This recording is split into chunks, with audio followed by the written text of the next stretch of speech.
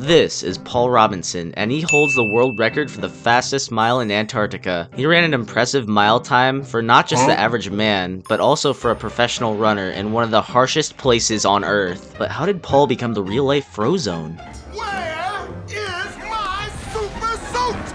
Paul was born in 1991 in Kilcock, Ireland. Before Paul set off to Antarctica, he was already a world-class runner who primarily ran the 1500 meter, with his best time being 3:35. Paul Robinson looks to have it, but can he last? Tobin's coming back on the inside! Robinson or Tobin to the line! Can't separate them! That translates to approximately a 3:52 mile. That is only 9 seconds slower than the world's fastest mile. I can't even run to my refrigerator and back in 9 seconds. So that made Paul the perfect candidate for Richard Donovan's cool idea. Previously, Richard had established the annual Antarctic Marathon, which was met with great success, and is still running today with hundreds of people participating in it every year. However, he wanted to promote how cool Antarctic running is. Okay, I'll stop. So he wanted to have someone run a more relatable distance, and Paul wanted to cement his legacy as one of the world's fastest runners by getting a Guinness World Record, even if it's a little weird. Sorry, Paul. So in 2017, Paul took off to Antarctica, which took a surprisingly long time of 3 whole days. I hope he brought a good neck pillow. Once he arrived in Antarctica, he was awaited by nothing but a small tented village. Antarctica is so barren that the course of his mile was literally just a straight line. He had one more day to prepare for the race. Every time Paul went outside, he basically had to wear the average man's entire wardrobe. He wore 3 pairs of running tights, a massive jacket, and several more shirts underneath. Yet, with all of that, it was still impossible for him to get warm. And Paul knew in order to get a good record, he needed to wear way less. Paul had a hard time sleeping before the race for hundreds of reasons. It was freezing cold,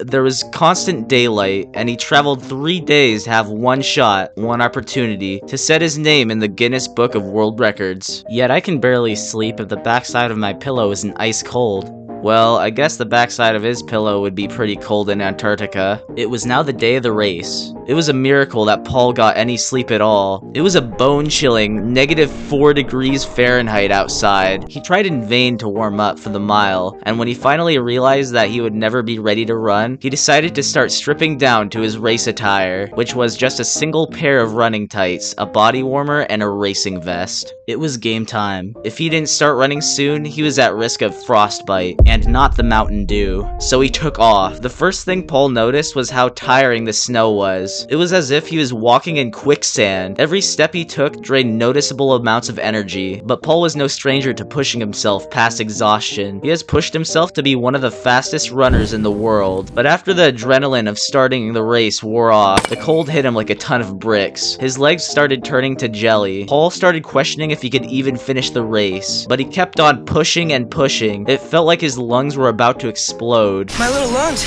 can't get enough air.